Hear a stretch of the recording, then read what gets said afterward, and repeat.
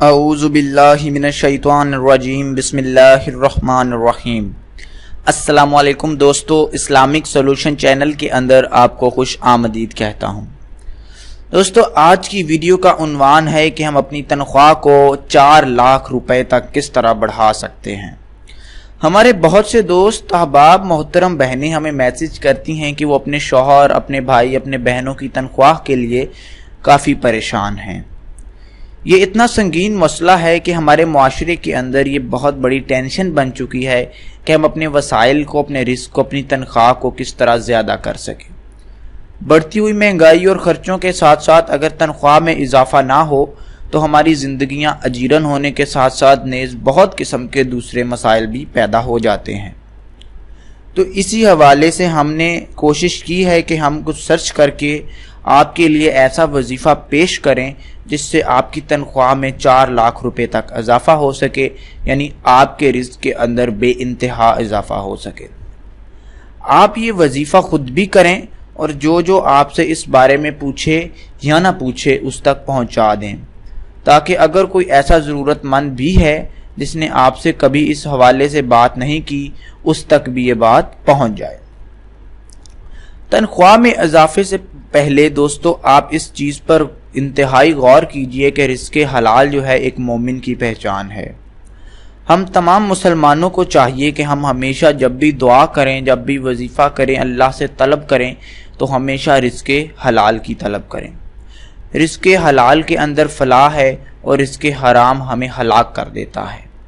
رزق حرام کھانے والوں کی دعا تک قبول اللہ پاک نہیں فرماتا۔ رزق حرام انتہائی بڑا فتنہ ہے اور دنیا اور آخرت میں ہمارے لیے عذاب کا سامان ہے۔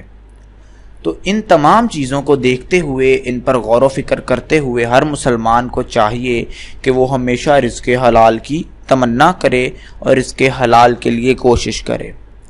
دوستو، رزق حرام جو ہے اس کے اندر وافر مقدار میں ہم کما سکتے ہیں۔ ہم فراڈ کر ہم دیگر وسائل استعمال کر کے حرام رزق تو بہت زیادہ کما سکتے ہیں، لیکن اس رزق کے اندر برکت نہیں ہوتی۔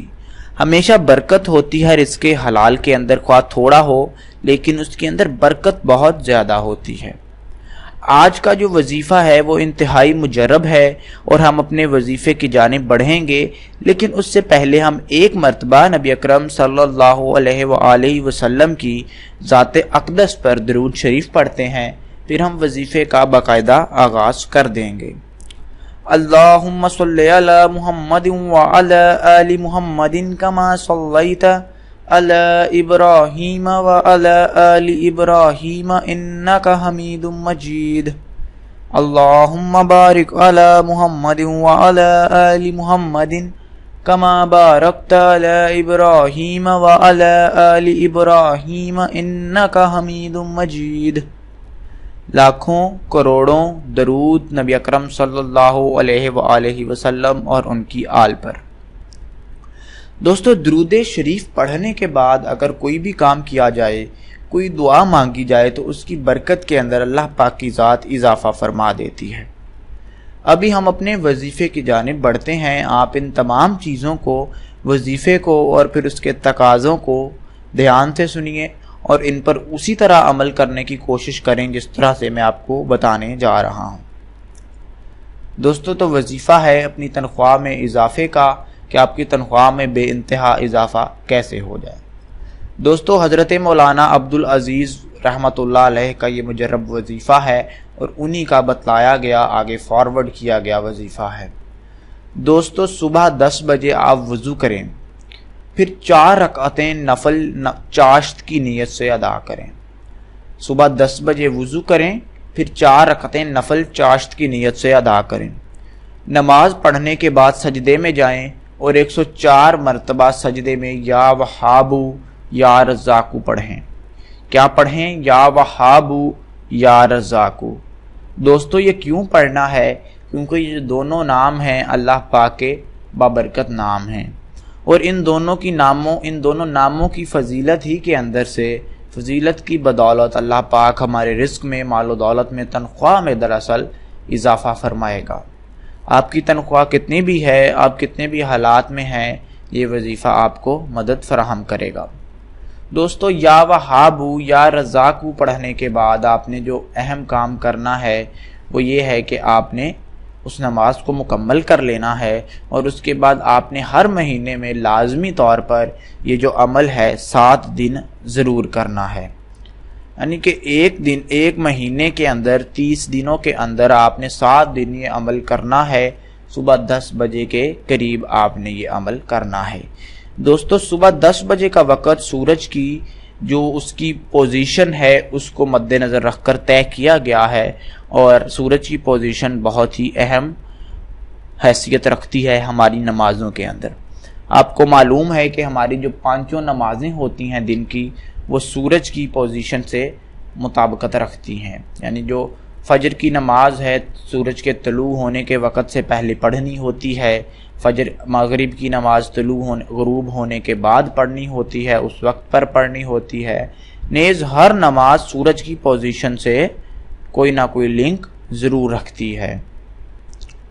تو دوستو یہ وظیفہ آپ تنخواہ میں اضافے کا لازماً کریں اور اس کے تقاضے ضرور سن لیں، تقاضوں کے بغیر اس وظیفے کا آپ کو کوئی فائدہ نہیں ہوگا۔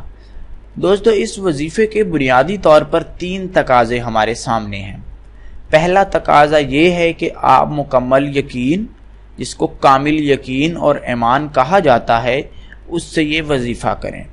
کامل یقین کا مطلب یہ ہے کہ آپ جس نیت سے یہ وظیفہ کر رہے ہیں، آپ کی وہ جو حاجت ہے وہ ضرور پوری ہوگی، آپ کی نیت یہ ہونی چاہیے۔ آپ تنخواہ میں اضافے کے لیے وظیفہ کر رہے ہیں تو آپ کی نیت ہے کہ اللہ پاک اس کو لازماً پورا فرمائے گا، آپ کو اس کے اندر شکوک و شبہات کی اجازت نہیں ہے۔ نمبر 2 دوستو کہ آپ ہمیشہ رزق حلال کھائیں اور رزق حرام سے دور بھاگیں، کیونکہ رسول اللہ کا فرمان ہے کہ رزق حرام کھانے والے کی دعا جو ہے وہ قبول نہیں کی جاتی۔ تیسری اور اہم جو دوستو تقاضا ہے کسی بھی وظیفے کے کامیاب ہونے کا کہ آپ باوضو اور پاک صاف ہو کر وظیفہ کریں۔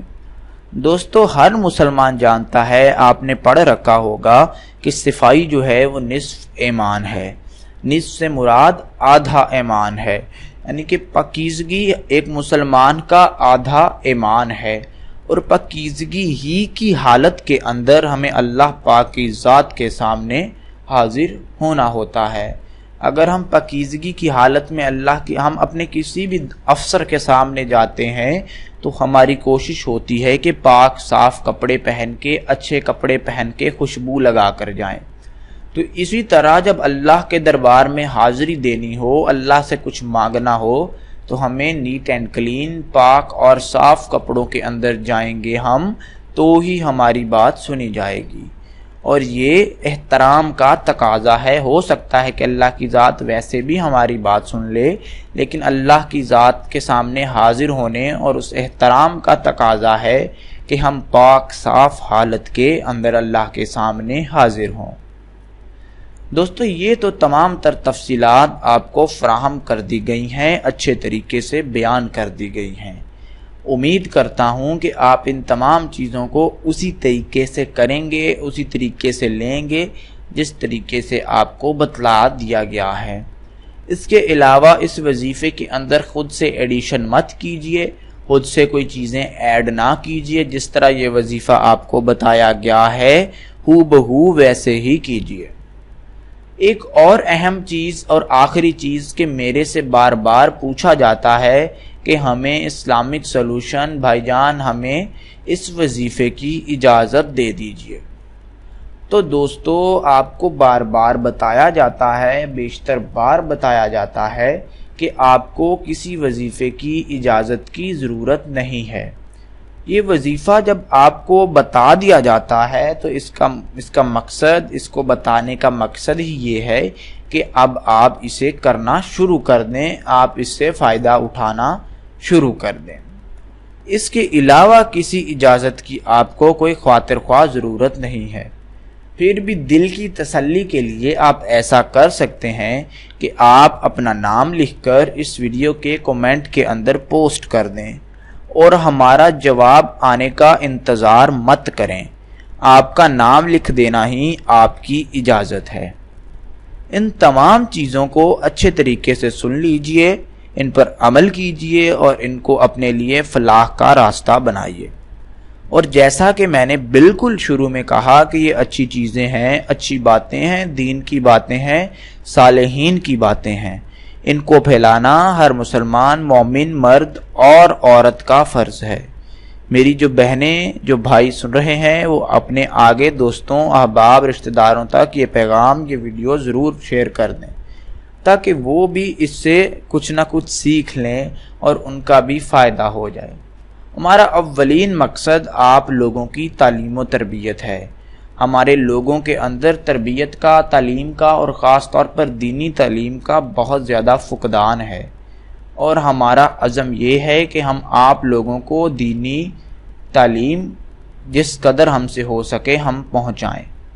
ہم ریسرچ کرتے ہیں، ہم محنت کرتے ہیں اور پڑھ کر بول کر آپ کو تمام تر معلومات پہنچاتے ہیں۔ آگے آپ کا فرض ہے کہ آپ ان کو فارورڈ کریں، ان کو شیئر کریں، اور سب سے ضروری فرض تو سب سے ضروری چیز آپ کے لیے ہے کہ آپ ان پر عمل ضرور کریں، کیونکہ اگر آپ عمل نہیں کریں گے تو ہمیں اس تمام تر محنت کا فائدہ نہیں ہوگا۔ سوائے اللہ پاک کی ذات کے ہمیں وہاں سے تو اجر ملتا رہے گا، لیکن آپ اس کا فائدہ نہیں اٹھا سکیں گے۔ تو دوستو، نیک خواہشات ہماری آپ کے ساتھ ہیں۔ امید کرتا ہوں کہ آپ نے اس ویڈیو سے بہت ساری معلومات حاصل کی ہوں گی اور آپ ہمیں اپنی دعاؤں میں یاد رکھیں گے۔ انشاءاللہ العزیز میں نئی ویڈیو ایک نئے ٹاپک کے ساتھ جلد آپ کے سامنے حاضر ہوں گا۔